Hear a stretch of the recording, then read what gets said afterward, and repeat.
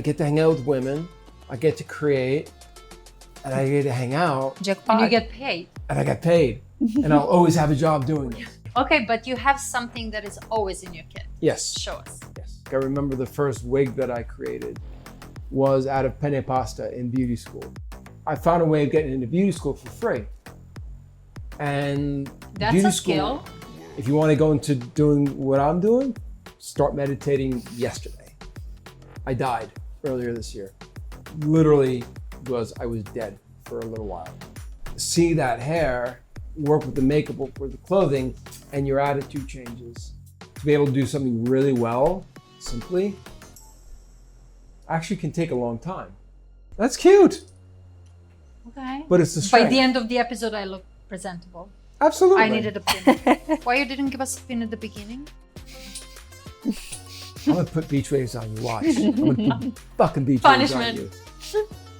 And then I'm gonna walk out.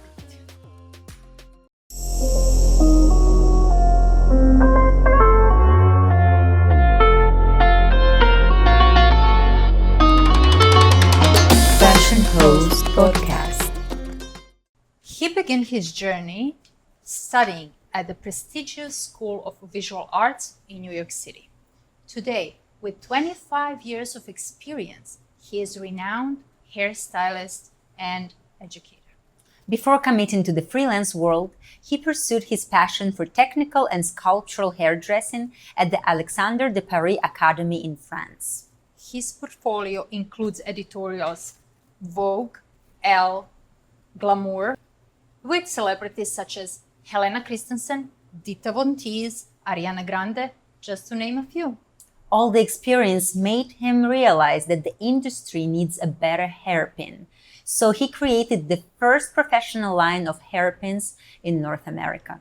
Welcome to our podcast, Damian Monzillo. Thank you, Damian, for coming. I'm so thankful to be here. I appreciate the offer. So happy to see you. I know, this is fun. I mean, there's so much that's actually even happened today. Like today. Even. Yeah. You want to tell us? So I am in talks to, I've been working with the same factory ever since the beginning of the brand. And I'm in talks to have USA or North American exclusivity on that. So this way, as things expand, I brought on a sales rep who is an old buddy of mine from years ago, because I've worked with different brands through the years as well. Wow. I'm now building a team, and it's like, for me, one of my biggest influences creatively is Andy Warhol. His work is incredible, but it's also the organization. So the idea of a factory, the idea of putting different people together as a creative team without necessarily having specific jobs. Like, we just have to get this done. How are we going to do it? So we started right away about the pins, but can we go back in time a little bit? We can go wherever you like. How? Why hair? So when I went to art school, because to me, high school was finding music, finding culture. UK was a huge inspiration to me. Europe was always inspiring. I growing up in between, well, basically on the East Coast, you are given a lot of different cultures, a lot of different foods, so within that, a lot of experimentation and a lot of different ideas coming into New York. And one of my favorite things about New York is that there's more languages spoken here than anywhere else in the world. So creatively, there's just so many different avenues for you to take. And even from when I was a little kid, I remember seeing a picture of myself just having a wig on. Just like my mom was an actress, my dad was an actor. My dad was also a singer. My great-grandfather worked with Irving Berlin, who wrote White Christmas. And, so It's been a very creative family I've thankfully grown up with. And that creativity fused in me, funny enough, not in terms of performing, although I've done stage work with doing hair, but more from a visual point, whereas they were more more oral and oral, that kind of thing. So it's just come a very natural, I guess, evolution from high school, whereas like I was taking art classes and drawing and all that, but I've always really liked working with my hands. So easy decision was going to art school. So going to art school was fun, you know, but I was very immature. I'm still quite immature, I think, in a lot of ways. And yet that to me is the spark that I've always had about creating. Creation doesn't have an age. Creation doesn't have any identity. You just do.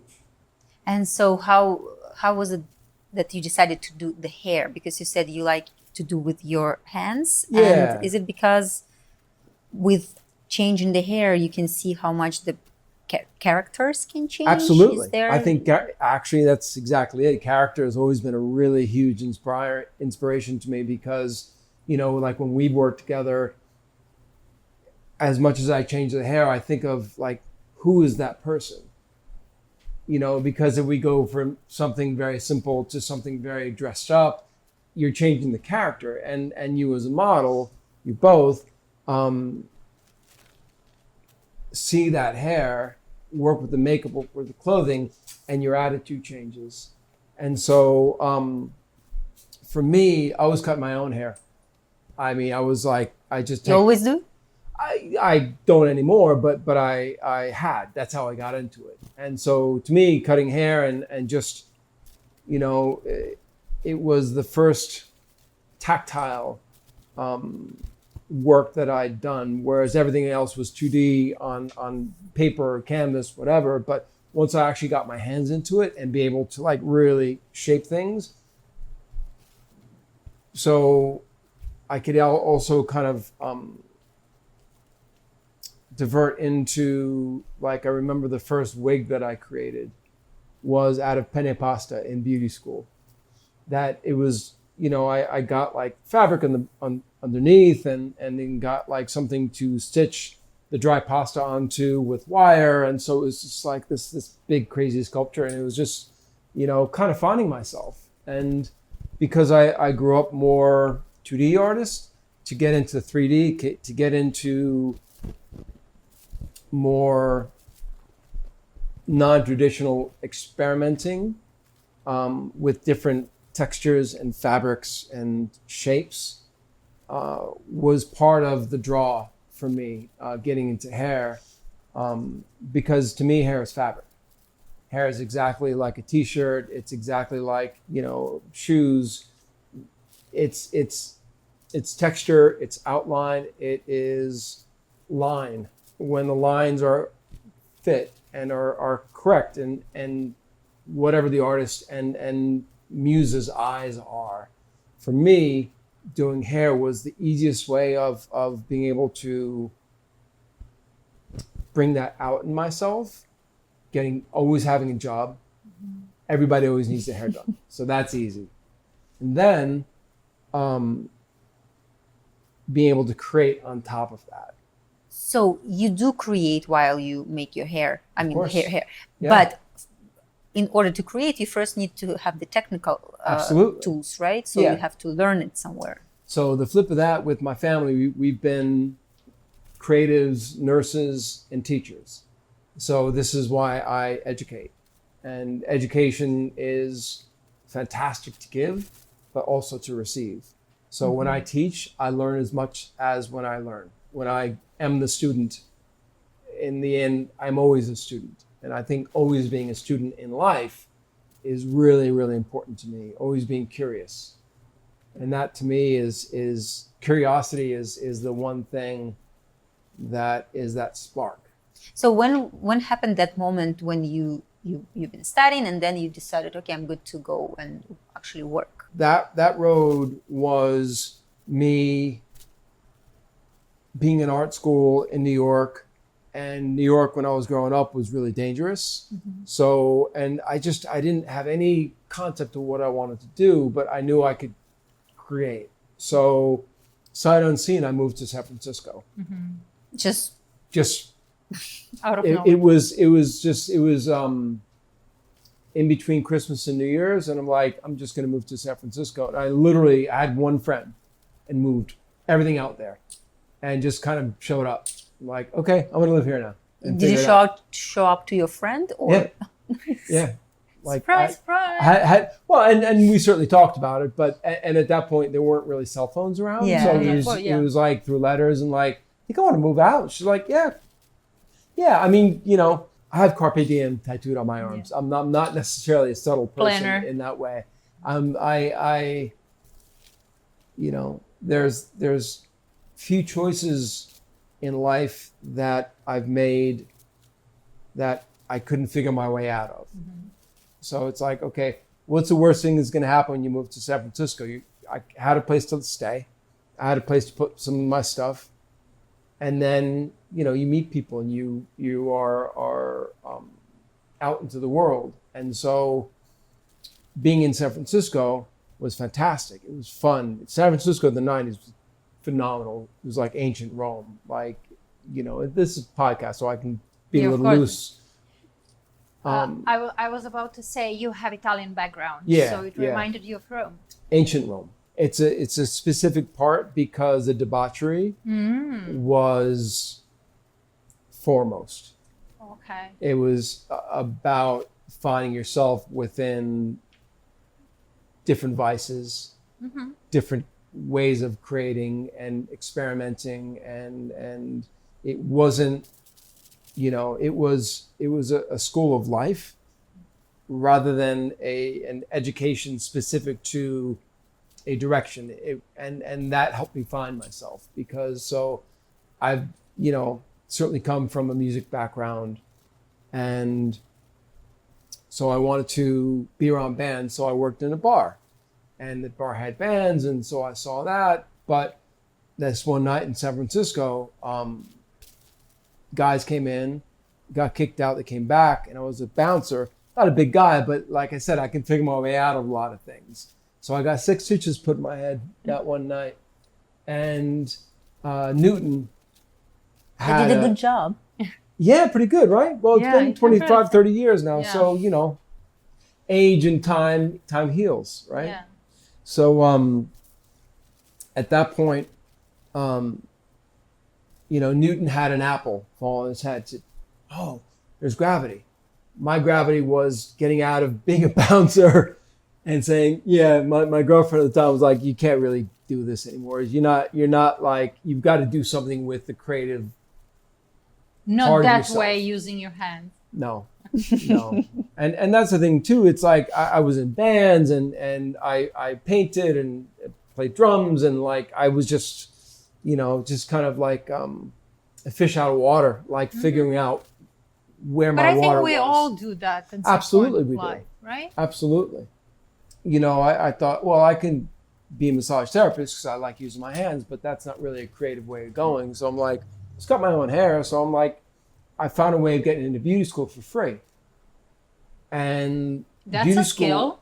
that was, In America? yeah, Okay. yeah. We will And- talk about that later. 'Cause Absolutely. I'm thinking about going back to school. Yeah. If I get in for free, that would be fun. Absolutely. But so at that point I was like, I was 24. And so, A little bit younger than me now. yeah, just a moment or two, being able to create and then being in beauty school is like, oh, this is really cool. So I get to hang out with women.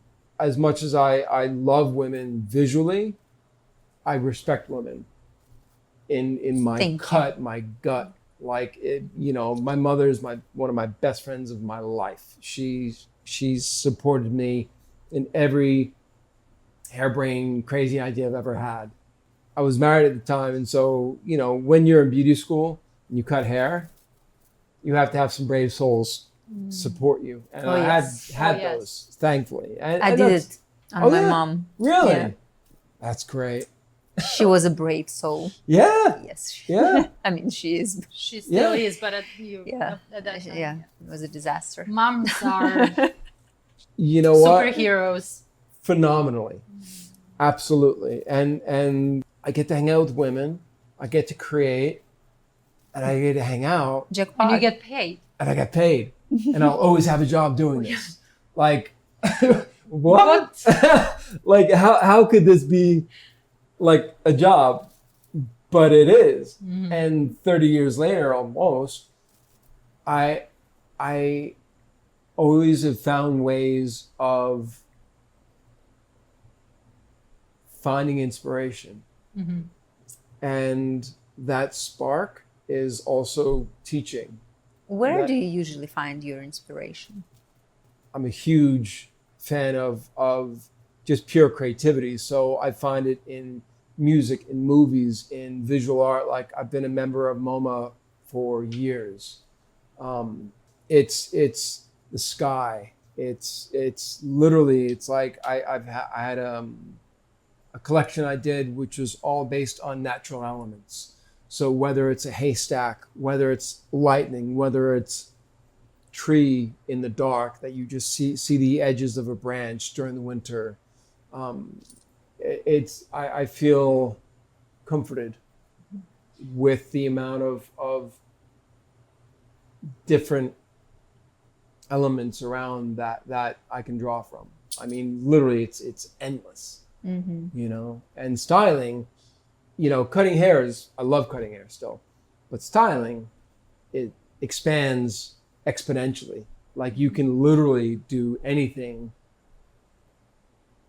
put it on a wig if you can put it on somebody. You can put any possible thing together, and this is where I'm finding myself, as much as I will always consider myself a hairdresser, it's between that and being an artist, which, I mean, it's one and the same, but it's, you know, for me, putting together a wig of all cut small mirror into a 1920s bob shape was incredibly fun. But I hadn't ever seen anything like that before. So like, I want to do this. And so, you know, putting different elements together to create something new in any way, with any texture and material, is just my lifeblood. So for you in a fashion business, is it editorials that makes you excited when you work on, because you can create there more? Yeah, I think that's part of it. So the other part, as we know, it's also the team you're working with.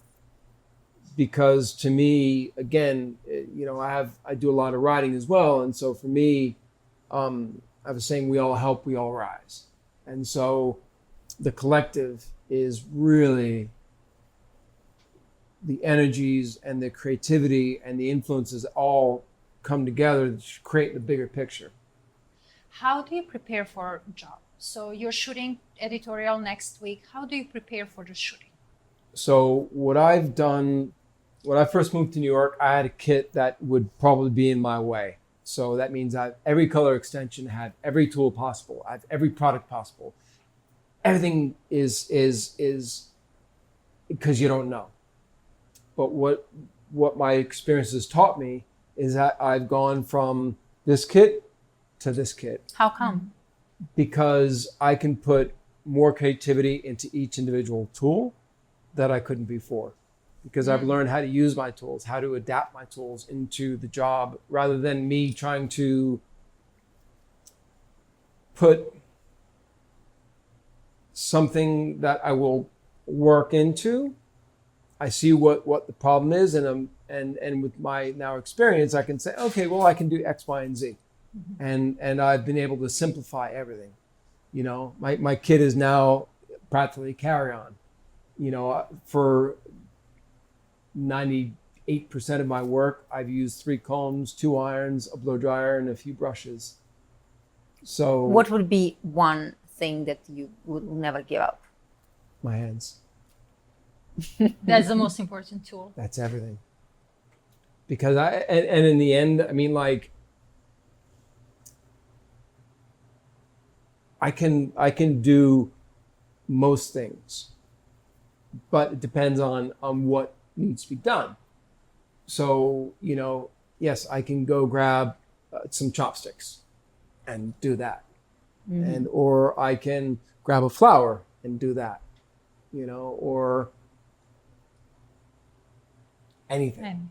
You know, because to me, it's the excitement of the moment as well. I might have said this before, but I've got Carpe Diem tattooed on my arms, and so that in Latin means seize the day. So every moment is a new opportunity to create, to try to find the solution, and it's like it's an ongoing mystery of like, okay, what's going to go on today? Oh, well, I'm doing this, I'm doing that. And so if I'm prepping for a job, I go in sometimes with a lot of information, sometimes with next to none. Like today, I did a bride earlier, and I hadn't seen a picture until I was almost there. I didn't see any references until I was almost there. And I got my one kit. I'm like, okay. Oh, wow. So you can only deal with what is in front of you. So On the spot, in the moment. And either you get frustrated and give up, or you create and figure it out. And that challenge, that spark is always what drives me. Fashion Host Podcast. So what spot would you prefer, a location or a studio, which is more challenging? And That's an excellent question. I want to think that from being a kid to now, creating in a box can be the most creative because you've got very much more limited space and area to create within. Whereas outdoors, it's you're literally, the box is open. So challenge-wise, the box, the studio. Possibility-wise, open the door. You've got everything. You've got anything. I was about to say, what about the unpredictable moments that we have at the shooting, like wind or I don't know. That can ruin the basic idea pretty easy. or rain. Yeah. Yeah. Or rain. Yeah. So Or heat and humidity. absolutely.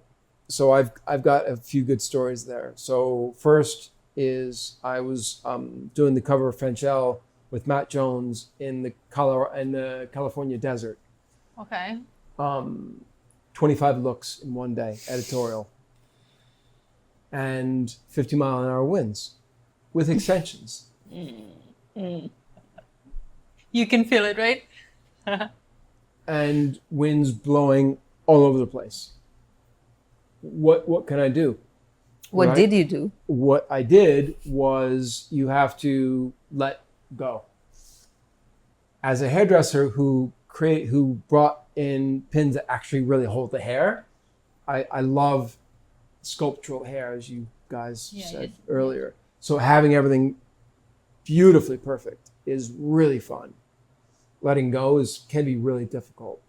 But when you don't have an opportunity to let go, when the only opportunity is to let go, you wash your hands and you're like, all right, fine. All right, it's going to be what it's going to be. So you're shooting 24 shots. You have very little opportunity to change. So you put your hair this way, it goes that way. All right, well, you can, it's when they say damage limitation. So it's like, the cover of French Elle, hair's coming across her face. Great. Are you happy with the cover? Yeah. I mean, I'm happy to have that opportunity to figure out, again, to me, it's you've got literally amongst the worst combination of scenarios for a hairdresser. You've got a lot of wind, you've got heat, you've got hair that you've pinned on, you hope will stay. And then all of a sudden it's like, okay, go out into 50-mile-an-hour winds. I remember there was so many situations when a hairdresser and a makeup artist almost fought the hairdresser wants hair here, but makeup artist wants to show the face, so there was always a fight. Yeah. How do you deal with that, and how do you deal with rejections as well? Let's first How do you deal with So- makeup artists first? The great thing about what we do. Do you use your bouncing skills? No, I'm just kidding. Silence Silence, yeah. is really, really strong.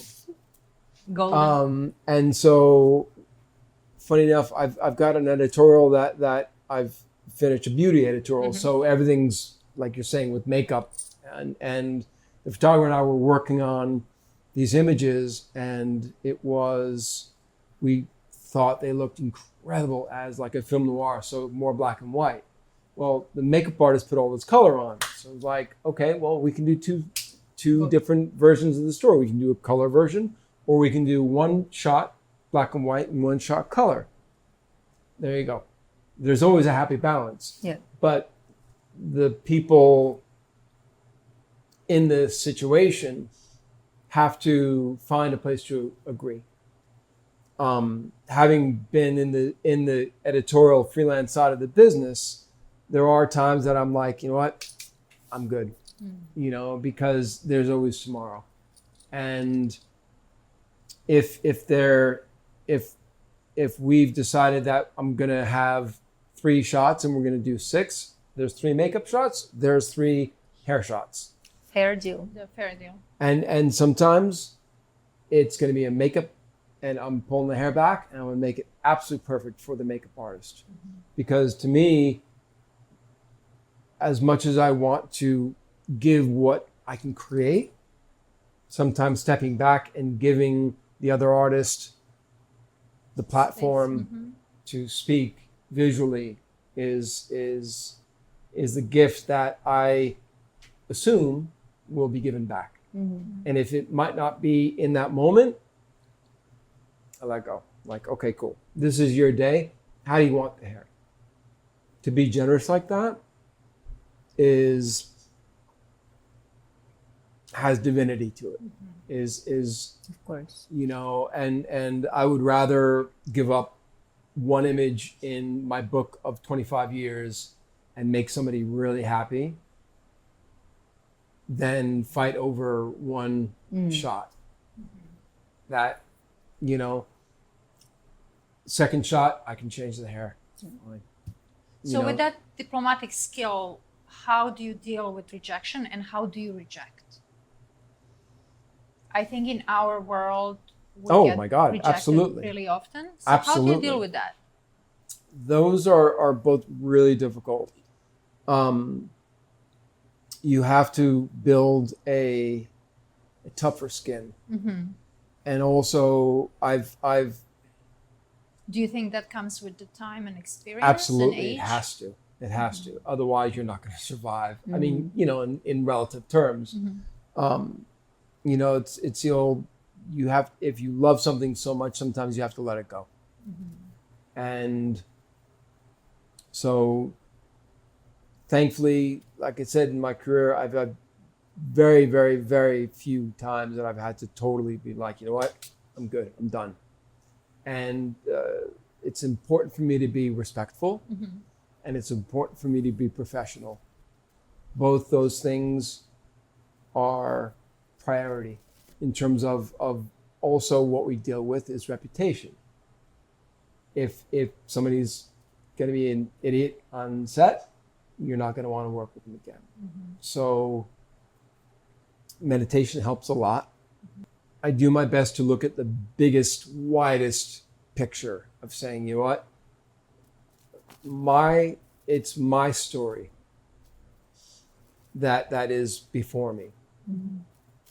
If something gets rejected, that doesn't necessarily mean it was because I did something wrong.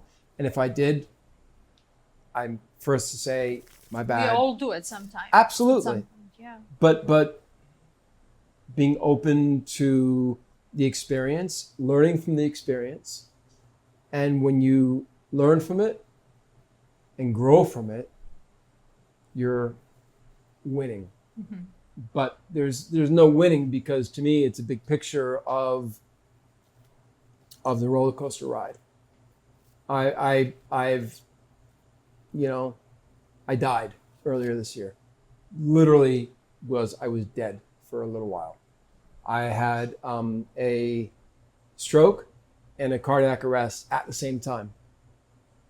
And I've got my defibrillator here now at 50 some odd years old that I'm in. Sometimes it's funny, I don't even know how old I am because I don't think about that kind of thing. So did you have that moment people talking about? Lights got turned out. And I woke up a week later. A week? A week later? In a hospital. A week? Yeah, I was playing soccer. I was on the pitch and literally just went, I've got a picture, my face is cut up and bruised and But how? Just like a stroke or someone stroke hit you? and a cardiac arrest all at the same time. And I survived it. Oof. And I'm tomorrow is the last day of my physical therapy rehab. Oh. Wow. So I'm back to probably better shape than I was before I went in. And I play soccer a lot. I run. I ride my bike all over the place. I generally in my life, my father was an athlete. I feel that I'm an athlete. I've been in good shape. Now, on my mother's side, they have heart problems. And there was one tiny little part of my heart that didn't get enough air. Air. Oh, wow. Breathing? Done. Died. Dead. So, Whoa. you know, it definitely gives you perspective, Yeah. makes you look at the biggest picture. How did it change your life before and after that in terms of wider picture, thinking differently, especially about work? You know, here's so I think my Carpe Diem keeps me Going. locked in. Fashion Host Podcast. But if you had an opportunity to change something in your life, what would that be in the past? In the past, In life or in career? In career, let's say. In career, yeah. Would you change anything in your career? I've done every single thing the very best I can. I think I could have worked harder. Although, you know, from what Harder in terms... maybe a situation here or there, I could have done more. I might have done something different slightly. But in the end, that choice that I made got me to where I am. Exactly. Yeah. Literally sitting So here. with this, like, So, no. mind 20 years later, we would of course make some different choices, but at that I don't particular know that moment I you would, did though. the best you could. Yeah, exactly. Because if the best and worst choices I made got me to me sitting here with you guys right now, with everything that I see, at least in my mind's eye, of the possibility that's going to happen, I'm good. So what would be 3 advices for someone who is like 20 years old and wants to go down that path? I just interviewed my first intern literally yesterday. And she's literally a quarter of the way through beauty school.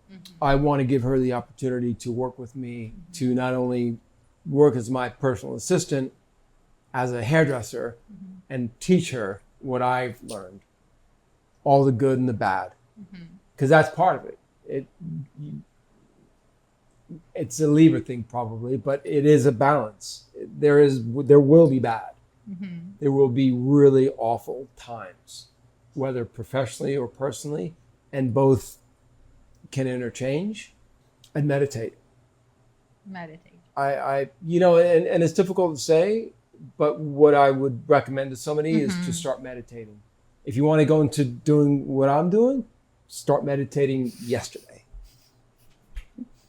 Exercise. I've always been an athlete. I've always been, you know, it's part of my stress relief. So whatever way that you can manage your stress, and at the same point for me, you know, I'm also Year of the Monkey. So for me, it's like I will climb walls, no problem. I love it. So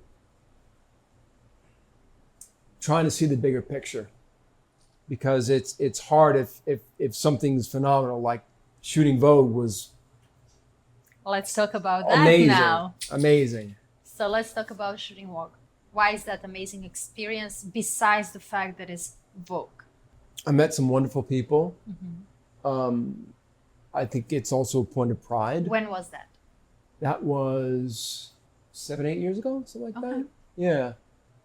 Do you remember it? Yeah, Oh, I do. I actually. do. You do? I'm just trying to put it into words because, you know, Is that the peak? What everyone in our industry want? Is it booking a Vogue something that gives you this feeling? Oh, I got there. I think it's a level. Yes, yeah, I It's, think it is. it is a level. It is Yeah. not the level. Yeah. Um, Well, the level is actually experience, but Exactly. getting first Vogue, it is absolutely. achievement. It is. It is. I am in the company of few people who've gotten to do that all over the world. So your first Vogue was which one? Oh, good question. South America? Okay. I think so. So the booker called. So I've been lucky enough throughout my freelance career to I've always been represented. I've always had agencies. How important is to have a good agent? It is a blessing and a curse. Okay. It We is a heard blessing. that. We heard that already. Yeah. Hear you. It is a blessing because again it's a level of accomplishment and achievement that is really there is I still consider it to be a level of prestige that again there are people who don't get represented who do really, really well for themselves, probably financially. But I don't know that I would have gotten my Vogue cover without my agent. Yes. Okay. So there's different, you know, it's like any Pros and climbing cons game. for everything. Yeah. Tell me? Pros and cons, like for everything. Yeah. Having an agent, you Yeah, have. exactly. And so the opportunities I've been given by being represented has been more than I would have gotten myself. Because when you're in New York, and that's the other reason why I moved back. So I went from San Francisco working in a salon to being done with salon world and wanted to get into editorial. I did a few photo shoots in San Francisco at the time, which was just like local stuff, not really a big deal. But then I moved to LA, which then I got represented. Shortly after I was there, I was ending working in the salon to transferring into editorial work. This is when I got to do Dita Von Teese. That's when I got to work with Matt Jones for French Elle. And at that point, this is going back definitely 15 years, where LA's market was a lot smaller. So there was few people who could do hair well. In LA at the time, doing hair for them was doing a beach wave, which drives me mad. Like, I will do it. I will happily do it. Working with anybody, I'll do it. But creatively, having to always like, oh, just give me a beach wave. I'm like, that's one thing that drove me from LA. Like, too many beach waves. Like, done. I would rather a beautiful Marcel wave. I would rather put hair up. I would rather create something than doing the same bloody thing over and over and over and over and over and over and over again. So the thing about evolving in myself and evolving in my work editorially is open-ended. And that, to me, doing Vogue was definitely one of them. Being represented. Now I've got 3 different agencies that represent me all over the world. And that's great. I just signed on to an agent who represents me in New York and Milano.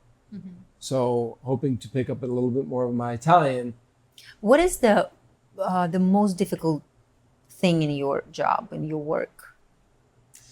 That's a good and yet hard question, because yes, there's difficulty. Maybe it's personality. Maybe it's not getting everything exactly how I want it. But that's part of my own learning curve, and that's part of my own growing, of knowing how to do something that much better today than I did yesterday. And that's also the thing that I love about doing hair, is that I know I won't be able to do everything as perfect as I want, because it's always something I can strive towards. So difficulty is not, I would consider to myself, traditionally difficult. It is a goal to strive towards perfection. What is the difference between working with celebrities and models? None. None? It's all personality. But isn't it with models, most of the times it's editorials or whatever, ad campaigns, and celebrities? Do you have more freedom there or there? Again, it's, I would say with celebrities, it's definitely much more focused in terms of what you're able to do. But there are plenty of celebrities out there who are happy to experiment.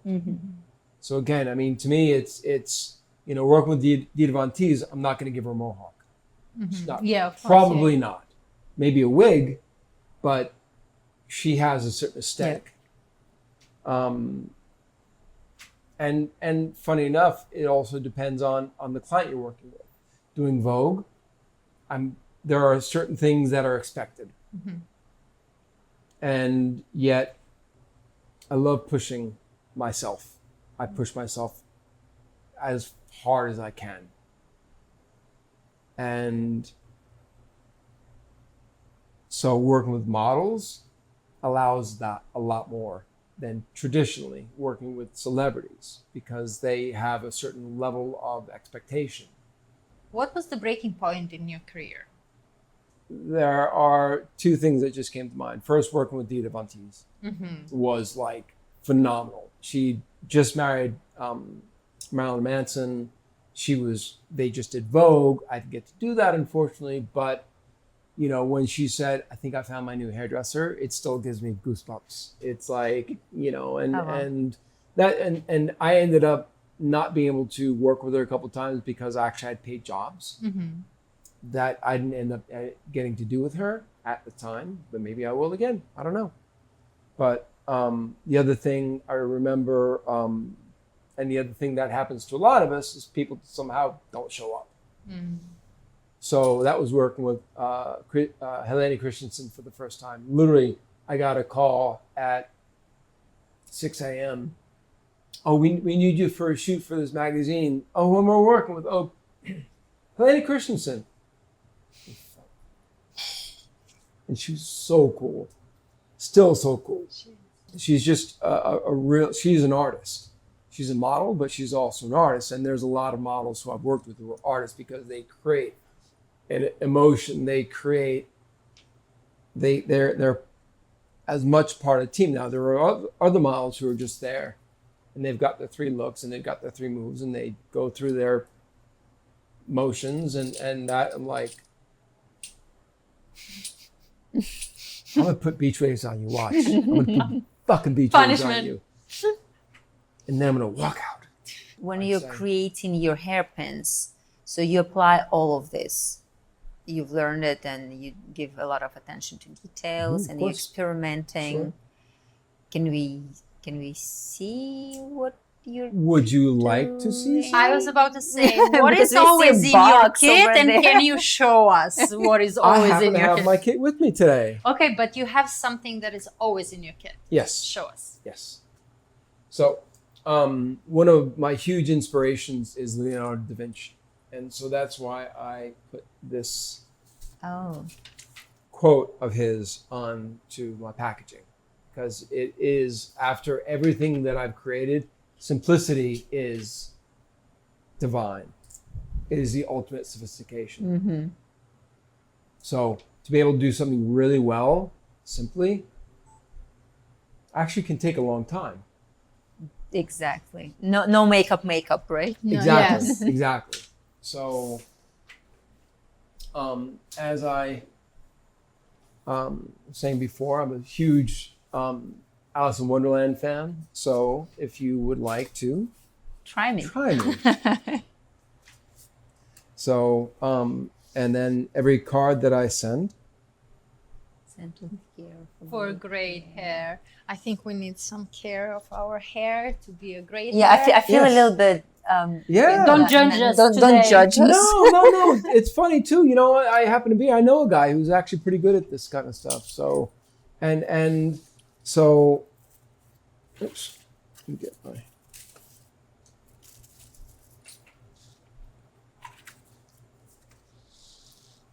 So now, on the back, another big part of a big moment in my life Oh, they, was getting a write-up in Marie Claire UK about me and my pins. congratulations. That was really, really fun. How long do you have your brand? Now about 5 years, Okay. but it's been since, maybe longer, but it's been since COVID. And because I got SBA loan after COVID, I was able to afford my packaging. The thing to me about hairdressing is it's never been given any direction. And having ADHD, I need direction. It can be slight, it can be a lot, but it needs to have some focus point. And for me, doing what I do, color and names can be really great markers of a Organizing. product, of organizing. Thank you. Yes, exactly. So, and variety. In the 30 years, 25, 30 years that I've been doing hair, what exists here is subpar, is not good. So I, after searching for a long time, I found one place in Europe who made what I feel to be is the perfect pin. And that doesn't mean that there's one pin that's absolutely like, you can't use anything else. I have 35 SKUs in my line. 3 of them are what I call try me packs. So Try me pack. try me packs.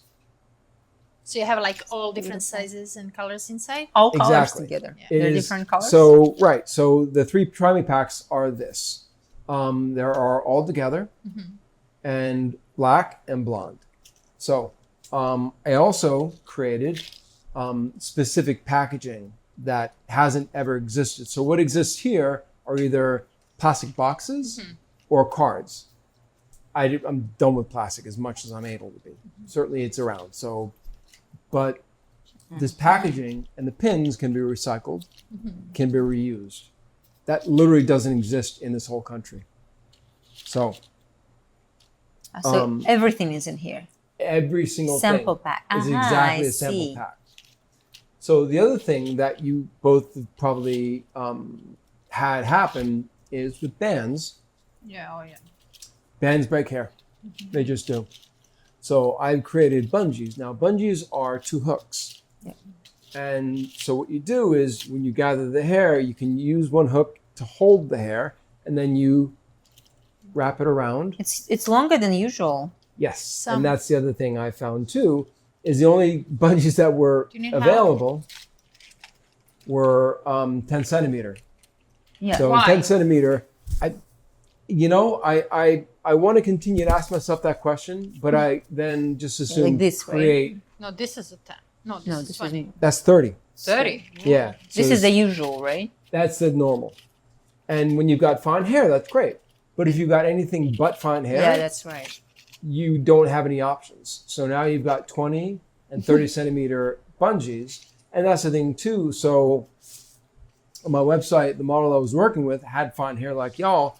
But if you're trying to create a top knot, a textured bun, right? I use a 30 centimeter bungee and then just wrapped all her hair up with one tool. That didn't exist before I created them. I have never seen this long. Exactly. Yeah, me neither. Yeah. Maybe it was in my hair, but I have never seen it. Yeah. No. Never did. But I mean, like, when I looked around to start creating my line, I literally At the end of couldn't find anything past the 10 centimeter that exists. So one pin, right? One pin. Yeah. That's it. So it's not only the range. That's cute. Okay. But it's the By strength. the end of the episode, I look presentable. Absolutely. I needed a pin. Why you didn't give us a pin at the beginning? Hey, we have to evolve. We have to let the conversation roll. And the thing is, what I love is when somebody actually tries one, they're like, these pins are actually strong. Pins can be strong. Pins can be flexible as well. So you can have both of those worlds all at the same time. There we go. I love these little moments you guys have between each other. I love it too. So there are 3 try me packs. There are 2 different kind of shapes of hairpins. They're the straight ones, which for me, doing editorial work, if I'm doing super detailed work, if it has a wave in it, it's going to mess up the line of the hair. And when you're dealing with something so small, every line literally has to be perfect. So you want to be as gentle as possible with that. So that's, for me, the straight pins are much, much better for me and my work. So is it more for professional hairdressers or for just people out there And doing this their hair? is For normal people. Normal people. well, yeah, I'm certainly consider myself abnormal for Yeah, sure. we're not normal, and for No. No, but I mean, of course. I'm normal. Like when I'm at home doing it myself. Yeah, of course you're normal. I'm just joking. Sorry. but that's the When thing. I'm on set, I'm not normal. But Exactly. I'm at home, Okay. I'm normal. you know. Exactly. But She's half. exactly. But we're all a mixture of all of that. Yeah. And so to me, because like literally what the professionals use and what the consumers use are exactly the same pin. Consumers, exactly. Consume That's that the word I was searching for. Not normal Not people, normal Ines. Yeah. Thank you for correcting my Oh, English. no, of course, absolutely. So tell me. You have 13 products. 1, 2, 3, 4, 6, 7, 8, 9, 10. 13 different in Try Me pack. Yes, and there's 2 different colors. There's black and blonde. So I'm also coming out with matte versions. So matte rather than, these have a little bit of a shine to them. So when you're working with film, they want things to be matte. So this 35 SKU line, so SKUs meaning each individual product. So that could be a texture change. That could be also a color change.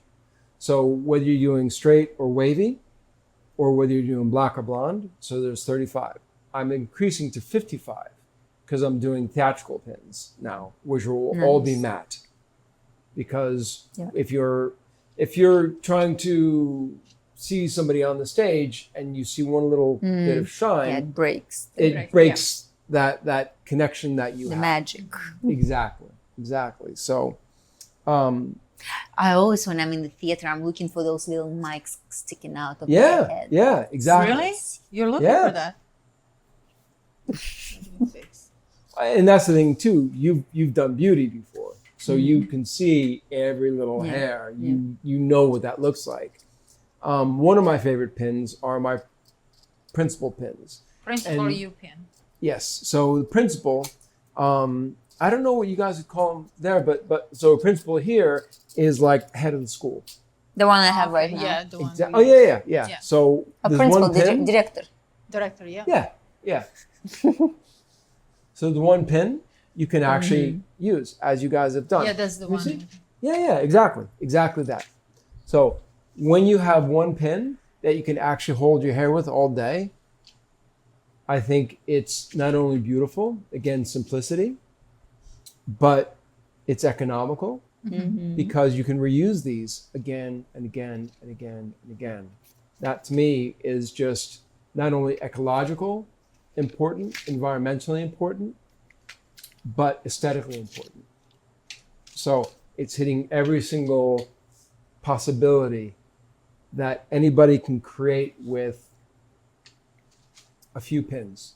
You don't need 20 pins. There's a lot of times that I've worked with brides and they've been bridesmaids and they've literally counted the amount of pins they've had to take out. Oh, of the tell hair. me about it. Last time I had it. Oh, Yeah. And not only that, but then it's painful Yeah. It is Because- painful. Yeah, because it's poking your head. Exactly. So the thing with these is the rubber doesn't come off on the edge.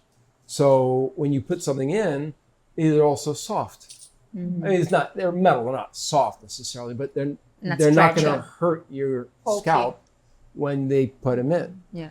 So these are what I found to be the best pins in the world. And yes, it's a professional line, but I want everybody to understand how to put their hair up simply. So what I've done is actually created, you guys remember the periodic table? Yes. Okay. A what? So, Periodic table. periodic Oh, table chemistry, yeah. is in science where they've got the different elements that come together to create a third, right? Yeah. So I've created a hairdressing version of that. So basically, with density of hair, that's either fine, medium, or thick, and style. That then creates a formula, which is the pins that then will be the videos that I'm going to create that will So show. you're going to do that. It's not done yet. It's something that I'm not only going to do, but will continue to do. Because with styling, you can always create more. With cutting, you can only cut so much before you don't have hair left. With coloring, you've got X amount of hair to color. With styling, you can add hair, you can take away hair, you can do anything with hair, you can pin hair, you can change it as many ways as you want. This is the opportunity for people to change their hair as many times as they want. But what they don't have is the education. And being an educator, I can help them. When people going to watch this episode, and they would like to try your pins, is there an instruction, a video they can watch? Do you have it already? There are a few, but this is the beginning of that next step. That's enough. And they're going to be different videos. They're going to be ones for professionals and ones for consumers where Great. the model will do her own hair and they're going to have some time to work with it so they'll understand, yes, you have to do this to do that, because people have never had the experience using pins that even hold hair. Because, like these days, that term drip people use when, you're dripped, you look really, really good. But what I see when people put their hair up, the drip is in the back of their head because their hair isn't put up well. And that drives me crazy. So what do you do when something drives you crazy? You get mad or you do something about it. And I've decided to do something about it, not only with the tools, but the education. And that education will be for everybody. And that's the other thing too that I find, that the pins that exist here are exclusive, meaning they exclude people. I want things to be inclusive. I want people to feel like there's pins for everybody. So if you have dreadlocks, if you have braids, if you have really thick hair, if you have very fine hair, anybody can use these pins and get benefit from them. Amazing. So those are short-term goals, but where do you see yourself in 10, 15 years from now? Long-term plans and goals. To make a world a beautiful place, it is a long It time. will be with It the will pins, be a yes, much more of course. beautiful place. But he probably has some plans for I have plans of expanding the line outside of the pins in terms of creating brushes and combs that are of a so level more of tools quality. to help us. Exactly. So I am thankful every day that I get to do what I do. And the fact that I'm working on bringing more joy with less pain, with less stress on the hair every day that these pins get out into the world, the better it is. Amen. Yes, to that. Thank you. Thank Especially Yeah. for we have another. you. We have a game. You do? Yes. Okay. And it's really simple. Okay. Just saying you have to pick just one option that we give you. Good. We still Quick. don't remember the name of that game. We still don't remember the name of that Okay. game. Yes. So just pick No-name game. Pick one option without thinking. I love that. Yep. Okay. You wanna All right. Coffee or tea? Coffee. New York or Paris? No thinking. No Quickly. thinking. New Paris. Cheating. Sunrise or sundown? Oh, Oh. What a hard question. wow. Sunrise. Sunrise. Sunrise. Giraffe or parrot? Giraffe or parrot? Yes, come on. Giraffe. Okay, good. Absolutely. Book or movie? Movie. Black and white or color? Wow. See, that's 3 choices, really. Okay, pick one. Color. Cake or burger? Cake or burger? Uh-huh. Like sweet or savory? Yes. Cake. Every day Okay, of the week. creative or safe? Oh my God. You really have to. Oh. Well, oh, what did safe. you know? there. Oh yeah, safe. Yeah, me, safe. Yeah, that's me all day long. No. Curly or straight? Hmm? Curly or straight? Curly. Or beach wave? Curly. Heels or As sneakers? curled as possible. Tight. Heels or sneakers? Heels or sneakers? Sneakers. Hat or scarf? Ooh. Scarf. It's Sweet warm. Sweet or sour? Sweet. Fluffy or silky? Ooh. Wow, these are good questions. Best hour, 1 hour Silky. later? Glossy or matte? Matte. Movie or audiobook? Audiobook. Location or studio? Location. Okay. You passed. Thank you. Thank you. So thank you for sharing your Of course. story. Yeah, absolutely. And guys, when you watch it, please write a comments, ask something, whatever you would like to know. Yeah. We have Damian's Instagram Yes. Yeah. in the Both of them. description. You Yes. have the brand and my personal one. Yes. And like, subscribe, what else? Yeah. Share, comment. Yes. But before you go, I want, together with Vlada, to thank Natalia for sharing her wonderful space with us. Thank you so much. Thank Thank you. Thank you, Damian.